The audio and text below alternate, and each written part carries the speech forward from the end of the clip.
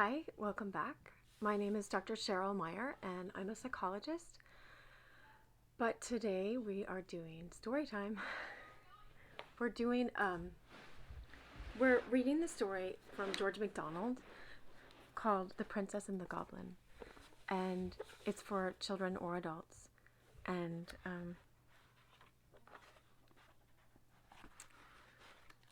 George MacDonald C.S. Lewis considered him his master.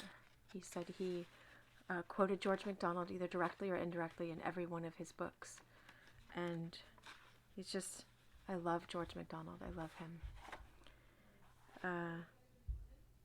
So there's high spiritual significance in each of these, the lines, this whole story. But you don't have to see it. You can just enjoy the book. But also it works in you, and it will give you insight and raise your consciousness and your awareness. But anyway, let's just give it to the children because it's food. It's food for our souls. And I lit the candles. If I do this, then you can watch the flames. Let's see. I'll do that, but then I'll be in the dark. That's okay. Then you can look at the flames during the reading.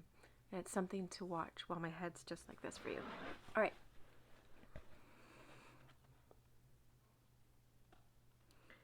So, Curdy is in the mine at this part. You can join in the story on any part. And I didn't say in any of the other videos, make sure to share this with your friends so that other people can know about my channel and all the other videos that I offer, and can use this in this time where we have, anyway, I'll make this timeless, so I won't say what's going on, but I'm doing this for a reason. So we're in the beginning part, a few pages in, chapter 8, called The Goblins. And Peter's son Curdy is in the mine right now. So indeed, they had not been able even to satisfy himself as to whether they had no fingers, although that also was commonly said to be the fact. One of the miners, indeed, who had more schooling than the rest, was wont to argue that such must have been the primordial condition of humanity,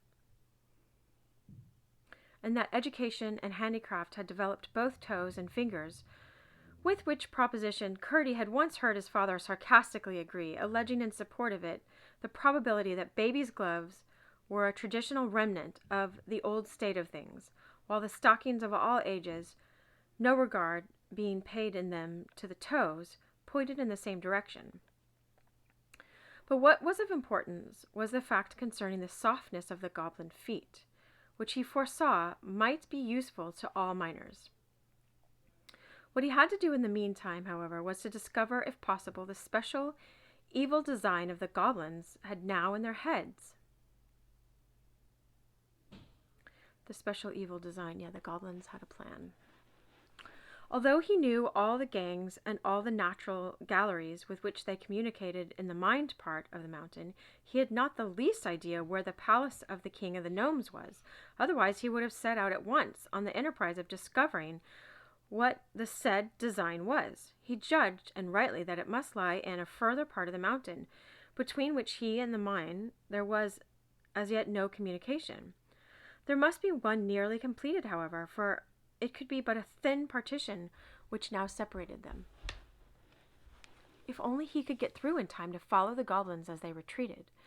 A few blows would doubtless be sufficient, just where his ear now lay. But if he attempted to strike there with his pickaxe, he would only hasten the departure of the family, put them on guard, and perhaps lose their involuntary guidance. He therefore began to feel the walls with his hands, and soon found that some of the stones were loose enough to be drawn out with little noise. Laying hold of a large one with both his hands, he drew it gently out and laid it down softly. "What was that noise?" said the goblin father. Curdy blew out his light, lest it should shine through. "It must be that one miner that stayed behind the rest," said the mother. "No, he's been gone a good while. I haven't heard a blow for an hour. Besides, it wasn't like that. Then I suppose it must have been a stone carried down to the brook inside. Perhaps. It will have more room by and by. Curdie kept quite still, and after a little while, hearing nothing but the sounds of their preparations for departure, mingled with an occasional word of direction, and anxious to know whether the removal of the stone had made an opening into the goblin's house, he put in his hand to feel. It went in a good way, and then came in contact with something soft. He had but a moment to feel it over. It was so quickly withdrawn. It was one of the toeless goblin feet. The owner of it gave a cry of fright.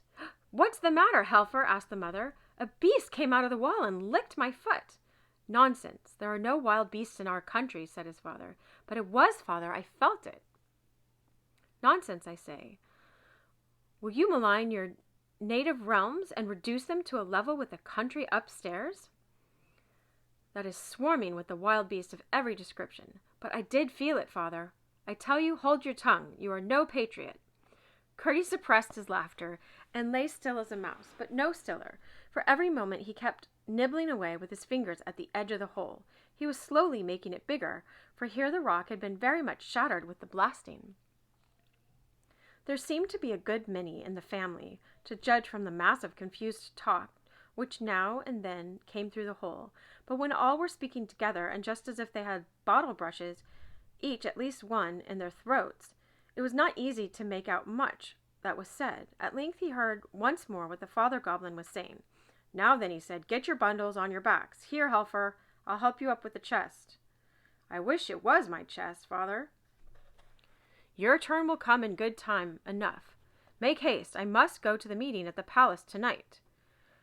When that's over, we can come back and clear out the last of the things before our enemies return in the morning. Now light your torches and come along.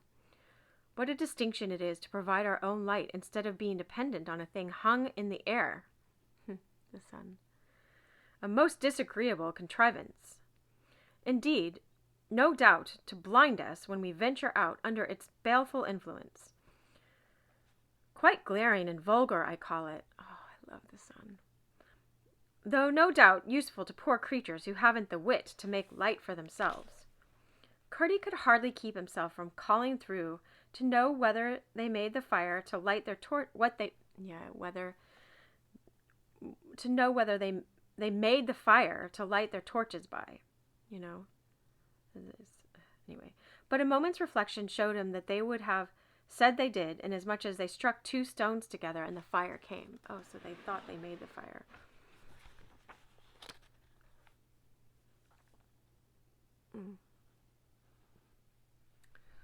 Okay, this is chapter 9, The Hall of the Goblin Palace.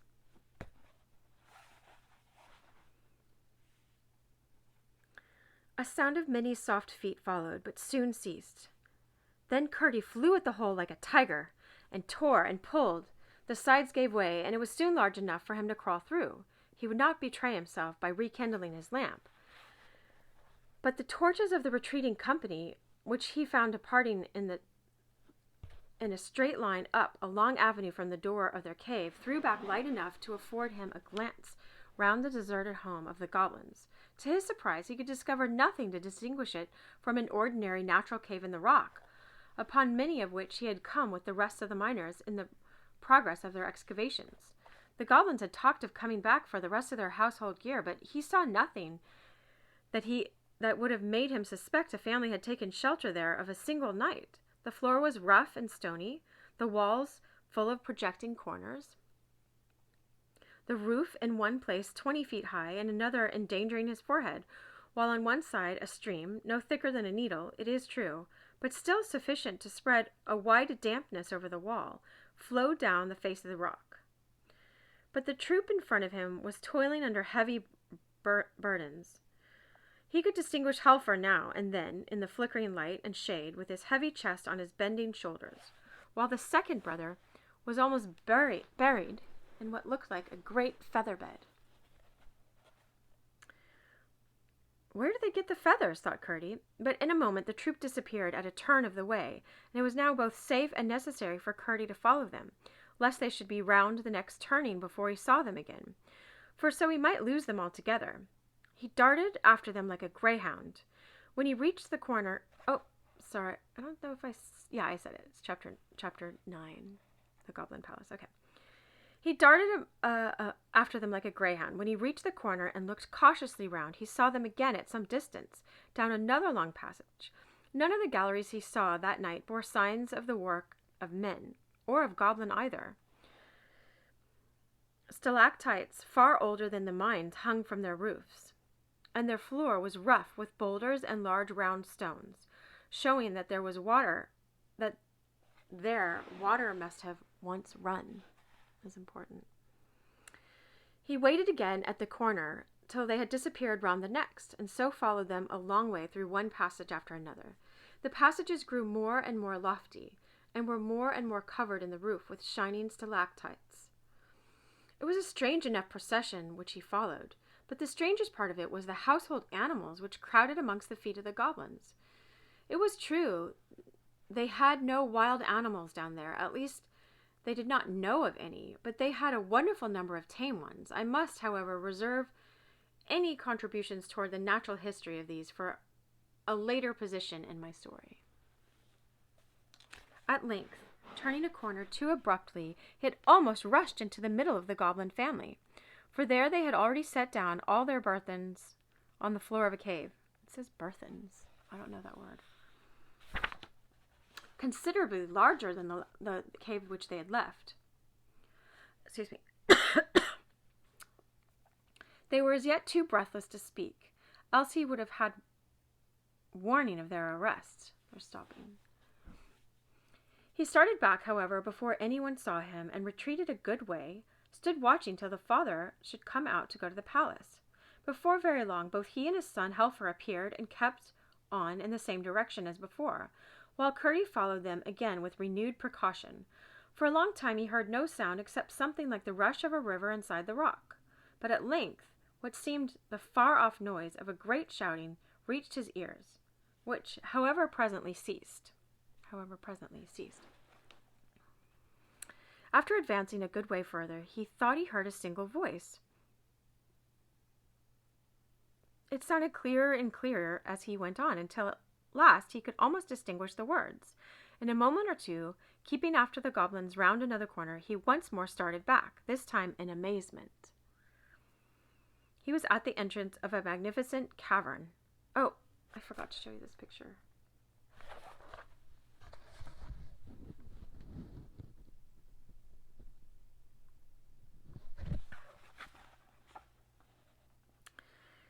He was at the entrance of a magnificent cavern of an oval shape, once probably a huge natural reservoir of water, now the great palace hall of the goblins. It rose to a tremendous height, but the roof was composed of such shining materials, and the multitude of torches carried by the goblins who crowded the floor lighted up the place so brilliantly that Curdie could see to the top quite well, but he had no idea how immense the place was until his eyes got accustomed to it, which was not for a good many minutes. The rough projections on the walls and the shadows thrown upwards from them by the torches made the sides of the chamber look as if it were crowded with statues upon brackets and pedestals, reaching in irregular tiers from floor to roof. The walls themselves were in many parts of gloriously shining substances, some of them gorgeously colored besides, which powerfully contrasted with the shadows. Curdie could not help wondering whether his rhymes would be of any use against such a multitude of goblins as filled the floor of the hall, and indeed felt considerably tempted to begin his shout of 1, 2, 3. But as there was no reason for routing them, and much for endeavoring to discover their designs, he kept himself perfectly quiet, and peeping round the edge of the doorway, listened with both his sharp ears. Oh, sorry, I was looking at the picture.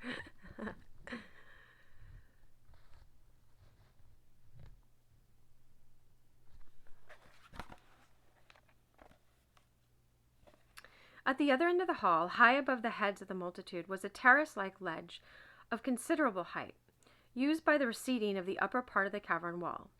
Upon this sat the king and his court, the king on a throne hollowed out of a huge block of green copper ore. A throne that was hollowed out of a huge block of green copper ore, and his court upon lower seats around it. The king had been making them a speech, and the applause which followed it was what Curdie had heard. One of the court was now addressing the multitude. What he heard him say was to the following effect. Hence it appears that 2 plans have been made for some time together, working in the strong head of His Majesty for the deliverance of his people, regardless of the fact that we were the first possessors of the regions they now inhabit, regardless equally of the fact that we abandoned that region from the loftiest motives, regardless also of the self-evident fact that we excel them as far in mental ability as they excel us in stature. They look upon us as a degraded race, and make a mockery of all our finer feelings. But the time has almost arrived when, thanks to His Majesty's inventive genius, it will be in our power to take a thorough revenge upon them once for all, in respect of their unfriendly behavior. May it please your Majesty, cried a voice close by the door, which Curdie recognized as that of the goblin he had followed. Oh, then he has a gruff voice. Who is he that interrupts the Chancellor? Cried another from near the throne. Glump, answered several voices. He is our trusty subject, said the king himself, in a slow, stately voice. Let him come forward and speak. A lane was parted through the crowd, and Glump, having ascended the platform and bowed to the king, spoke as follows. Sire, I would have held my peace, had I not known that I only knew how near was the moment to which the Chancellor had just referred.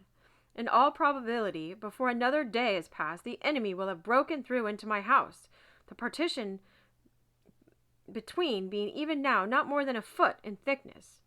Not quite so much, thought Curdie to himself. This very evening I have had to remove my household effects. Therefore, the sooner we are ready to carry out the plan for the execution of which His Majesty has been making such magnificent preparations, the better. I may just add that within the last few days I have perceived a small outbreak in my dining room, which, combined with observations upon the course of the river escaping where the evil men enter, has convinced me that close to the spot must lie a deep gulf in its channel. This discovery will, I trust, add considerably to the otherwise immense forces at His Majesty's disposal. He ceased, and the king graciously acknowledged his speech with the bend of his head, whereupon Glump, after a bow to His Majesty, slid down amongst the rest of the undistinguished multitude. Then the Chancellor rose and resumed. The information which the worthy Glump has given us, he said, might have been of considerable import at the present moment, but for that the other design already referred to, which naturally takes precedence. His Majesty, unwilling to proceed to extremities, and well aware that such measures sooner or later result in violent reactions, has excogitated a more fundamental and comprehensive measure, of which I need say no more. Should His Majesty be successful, as who dares to doubt, then a peace, all to the advantage of the Goblin Kingdom, will be established for a generation at least, rendered absolutely secure by the pledge which His Royal Highness the Prince will have and hold for the good behavior of her relatives. Should His Majesty fail, which who shall dare even to imagine in his most secret thoughts, then will be the time for carrying out with rigor the design to which Glump referred, and for which our preparations are even now all but completed. The failure of the former will render the latter imperative. Curdie, perceiving that the assembly was drawing to a close, and that there was little chance of either plan being more fully discovered now, thought it prudent to make his escape before the goblins began to disperse, and slipped quietly away. There was not much danger of meeting any goblins, for all the men, at least, were left behind him in the palace. But there was considerable danger of him taking a wrong turning, for he had now no light, and had therefore to depend upon his memory and his hands. After he had left behind him the glow that issued from the door of Glump's new abode, he was utterly without guide, as far as his eyes were concerned. He was most anxious to get back through the hole before the goblins should return to fetch the remains of their furniture. It was not that he was in the least afraid of them, but, as it was of the utmost importance that he should thoroughly discover what the plans they were cherishing, he must not occasion the slightest suspicion that they were watched by a minor.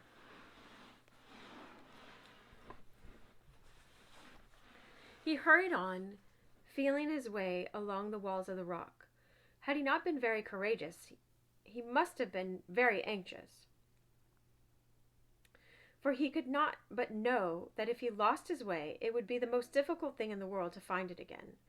Mining would bring no light into these regions, and toward him least of all, who was known as a special rhymester and persecutor, could goblins be expected to exercise courtesy, like they were not going to exercise courtesy towards him.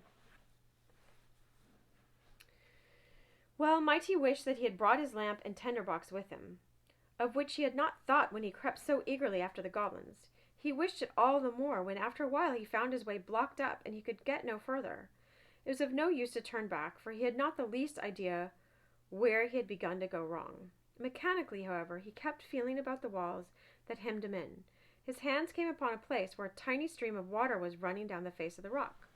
"What a stupid I am," he said to himself. "I am actually at the end of my journey. And there are the goblins coming back to fetch their things," he added. As the red glimmer of their torches appeared at the end of the long avenue that led up to the cave, in a moment he had thrown himself on the floor and wriggled backwards through the hole. The floor on the other side was several feet lower, which made it easier to get back. It was all he could do to lift the largest stone he had taken out of the hole, but he did manage to shove it in again. He sat down on the ore heap and thought. He was pretty sure that the latter plan of the goblins was to inundate the mine by breaking outlets for the water accumulated in the natural reservoirs of the mountain, as well as running through portions of it, while the part hollowed by the miners remained shut off from that inhabited by the goblins. They had no opportunity of injuring them thus, but now that a passage was broken through, and the goblins' part provided the higher in the mountain, it was clear to Curdie that the mine could be destroyed in an hour. Water was always the chief danger to which the miners were exposed. They met with a little choke damp sometimes, but never with the explosive fire damp so common in coal mines. Hence they were careful as soon as they saw any appearance of water. As a result of his reflections, while the goblins were busy in their old home, it seemed to Curdie that it would be best to build up the whole of this gang, filling it with stone and clay or lime, so that there should be no smallest channel for the water to get into. There was not, however, any immediate danger, for the execution of the goblins' plan was contingent upon the failure of that unknown design which was to take precedence of it. He was most anxious to keep the door of communication open, that he might, if possible, discover what that former plan was. At the same time, they could not then resume their intermitted labor for the inundation without his finding it out, when, by putting all his hands to the work, the one existing outlet might in a single night be rendered impenetrable to any weight of water. For by filling the gang entirely up, their embankment would be buttressed by the sides of the mountain itself. As soon as he found that the goblins had again retired, he lighted his lamp and proceeded to fill the hole he made with such stones as he could withdraw when he pleased. He then thought it better, as he might have occasion to be up a good many nights after this, to go home. Oh, that's funny. Excuse me. And have some sleep. How pleasant the night air felt upon the outside of the mountain after what he had gone through in the inside of it. He hurried up the hill without meeting a single goblin on the way, and called and tapped at the window until he woke his father, who soon rose and let him in. He told him the whole story, and just as he had expected, his father thought it best to work that load no further, but at the same time to pretend occasionally to be at work there, in order that the goblins might have no suspicions. Both father and the son went then to bed and slept soundly until the morning. So the next chapter is chapter 10, The Princess's King Papa. King Papa. Anyway, all right, we'll have to do it in another video. Much love.